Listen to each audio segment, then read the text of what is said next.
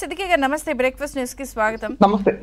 దాదాపుగా 8,000 కోట్ల రూపాయలు 4,000 పై కోట్ల చిలుకు డబ్బులు మనకి పెండింగ్ పెట్టి ఇప్పుడు వాళ్ళు ఫీజు పోరని వెళ్తున్నారు. సరే, టీడీపీ వాళ్ళు ఇలా అన్నా, లేకపోతే కూటమి ప్రభుత్వం ఇలా అన్నా, వాళ్ళు అలా అన్నా, ఈ పార్టీలు చెప్పే వర్షన్స్ పక్కన పెడితే నిజంగా అసలు ఈ ఫీజు రియంబర్స్మెంట్ లేకపోతే ఈ అమౌంట్ల విషయం వల్ల స్టూడెంట్స్ మీద ఎలాంటి ప్రభావం ఉంది చెప్పగలరా?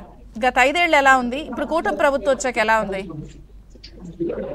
మేడం, ఓపెన్ గా చెప్పాలంటే వైసీపీ పార్టీ ఈరోజు యువత పేరుతో యువత పోరు, ఫీజు పోరు అని చెప్పేసి రాష్ట్రంలో కార్యక్రమాలు చేస్తుంది. ఇది ఫీజు పోరు కాదు మేడం, వైఎస్ఆర్ కాంగ్రెస్ పార్టీ యొక్క ఉనికి పోరు. ఆ పార్టీ యొక్క ఉనికి కోసం ఈరోజు పోరు చేస్తుంది. ఇది ఇంటి పోరును యువతకు ఆపాదించి వాళ్ళ ఇంటి సమస్యను అక్కడ సరి చేసుకోకుండా విద్యార్థుల యొక్క ఫీజు రియంబర్స్మెంట్ ను పైన చెప్పి ఈరోజు యువత పోరు, ఫీజు పోరు అని చెప్పేసి రోడ్ల మీదకి వస్తున్నారు. వాస్తవాలు రాష్ట్రంలో ఉన్నటువంటి విద్యార్థులకందరికీ, యువతకందరికీ తెలియాలి. తెలిసే క్రమంలో ఏబిఎన్ ఆంధ్రజ్యోతి ముందుకొచ్చింది. వాస్తవంగా 4,200 పైచులకు కోట్ల రూపాయలను బకాయిలను ఎవరు పెట్టారు ఇది తెలియాలి. వైఎస్ఆర్ కాంగ్రెస్ పార్టీ 5 ఏళ్లలో ఫీజు రియంబర్స్మెంట్ కి సంబంధించి ఏ కళాశాలకైనా డైరెక్ట్ గా ఫీజులు చెల్లించిందా? తల్లిదండ్రుల ఖాతాకు వేస్తామని, వాళ్ళ యొక్క ఓటు బ్యాంకు కోసం తల్లిదండ్రుల అకౌంట్లకు వేస్తామని తల్లిదండ్రుల అకౌంట్కు కూడా వేయకుండా 4,200 పైచులకు బకాయిలు పెట్టారు. ఆ బకాయిలు ఎవరు చెల్లించాలి? విద్యార్థులు గతంలో పీజీలు కంప్లీట్ చేసుకున్న వాళ్ళు, బీటెక్లు కంప్లీట్ చేసుకున్న వాళ్ళు సర్టిఫికెట్లు రాక ఎంత ఇబ్బంది పడుతున్నారో రాష్ట్రంలో అందరికీ తెలుసు. కూటమి ప్రభుత్వం అధికారంలోకి వచ్చిన తర్వాత వెంటనే విద్యాశాఖ మంత్రిగా నారా లోకేష్ గారు 788 కోట్ల రూపాయలను రిలీజ్ చేశారు ఫీజు రియంబర్స్మెంట్ కి. ఆ రిలీజ్ చేసిన తర్వాత లక్షల మంది విద్యార్థులకు ఈరోజు సర్టిఫికెట్లు అందాయి. ఇది వాస్తవం కాదా?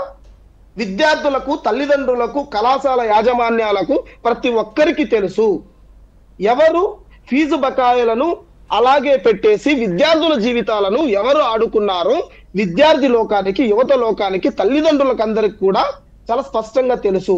ఈ రోజు వచ్చి యువత పేరు చెప్పుకొని, విద్యార్థుల పేరు చెప్పుకొని, ఫీజు రింబర్స్మెంట్ పేరు చెప్పుకొని వాళ్ళకు టైం పాస్ కాక ఈ రోజు రోడ్ల మీదకి వచ్చి ధర్నాలు చేసే కార్యక్రమం చేస్తున్నారు. అక్కడ ఇందాక శాప్ చైర్మన్ రవినాయుడు అన్న గారు చెప్పినట్టు అక్కడెక్కడ కూడా విద్యార్థులు గాని, తల్లిదండ్రులు గాని ఎవరు లేరు ఆ ధర్నాలలో, ఆ నిరసనల్లో. కేవలం ఆ పార్టీ కార్యకర్తలు, పార్టీ నాయకులు వాళ్ళకు పొద్దుపోక, టైం పాస్ కాక విద్యార్థుల పేర్లు చెప్పుకొని, యువత పేర్లు చెప్పుకొని రోడ్ల మీదకి వస్తున్నారు. మెయిన్ ప్రధానంగా చేయాల్సింది ఏంటంటే జగన్మోహన్ రెడ్డి తాడేపల్లి వాళ్ళ ఇంటి దగ్గర ఫీజు పోరు, బకాయిల పేరు మీద మేము ఫీజు పోరు చేస్తాం. యువతకు సంబంధించి వాళ్ళ ఇంటి ముందర మేము ధర్నాలు చేస్తాం. చేయాల్సింది మొదటి ముద్దాయి వాడు జగన్మోహన్ రెడ్డి. ఎందుకంటే విద్యార్థుల యొక్క జీవితాలను నాశనం చేసింది జగన్మోహన్ రెడ్డి. 4,200 కోట్ల బకాయిలు మేడం, 4,200 కోట్ల రూపాయలు. బకాయిల వల్ల స్టూడెంట్స్ లైఫ్ మీద ఎలాంటి ప్రభావం పడింది? ఏమైనా ఎగ్జాంపుల్స్ ఉన్నాయా మీ దగ్గర? ఎగ్జాంపుల్స్ మేడం మా కుటుంబంలోనే చూడండి, మా చుట్టుపక్కల చూసాము. బీటెక్ అయిపోయిన వాళ్ళు సర్టిఫికెట్స్ కోసం వెళ్తే అక్కడ ఉన్నటువంటి యాజమాన్యాలు ఫీజు చెల్లిస్తేనే మేము సర్టిఫికెట్లు ఇస్తాము అనేటువంటి పరిస్థితి. ఆ పిల్లవాళ్ళు ఎక్కడైనా ప్రైవేట్ జాబులు వస్తే అక్కడ సర్టిఫికెట్లు సబ్మిట్ చేయాల్సిన పరిస్థితి వస్తే సర్టిఫికెట్లు అడిగితే ఫీజు పే చేయాల్సిందే అని అడిగేటువంటి పరిస్థితి. ఆ అబ్బాయి ఫీజు చెల్లించలేక 1,000 రూపాయలు, లక్షల రూపాయలు అలా ఇటువైపు ఉద్యోగానికి, ప్రైవేట్ ఉద్యోగానికి పోలేక, సర్టిఫికెట్లు లేక ఎంత ఇబ్బంది పడుతున్నారో మేము కల్లారా చూస్తున్నాము. 4,200 పైచులకు కోట్ల రూపాయల బకాయిలు అంటే ఒక 6 months లో 5 months లో వచ్చే బకాయిలు అవి. అన్ని వేల కోట్ల రూపాయలు గతంలో మురగబెట్టి అవన్నీ కూడా అట్లే పెట్టి ఈ రోజు కూటమి ప్రభుత్వం మీద వీళ్ళు వేసే ప్రయత్నం చేస్తున్నారు. ఇక్కడ తీవ్రంగా నష్టపోయేది విద్యార్థుల జీవితాలతో చెలగాటమాడుతున్నది వైసీపీ పార్టీ. ఈ రోజు ఎక్కడా కూడా తల్లిదండ్రుల ఖాతాలకు వేస్తామని చెప్పేసి మోసం చేసి తల్లిదండ్రుల ఖాతాలకు వేయకుండా, యాజమాన్యాలకు వేయకుండా బకాయిలు పెట్టేసి విద్యార్థుల జీవితాలను నాశనం చేస్తున్నారు.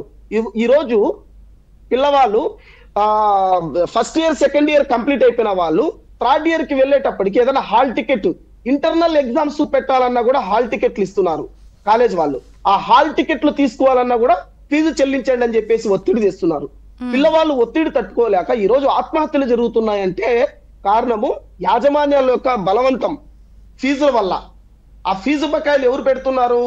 గత గవర్నమెంట్ పెట్టినటువంటి ఈ తప్పుడు ఏదైతే ఉందో ప్రచారము, ఇదన్నీ కూడా విద్యార్థులకు అందరికీ తెలియాలి, కుటుంబాలకు తెలియాలి, యాజమాన్యాలకు అందరికి కూడా తెలియాలి.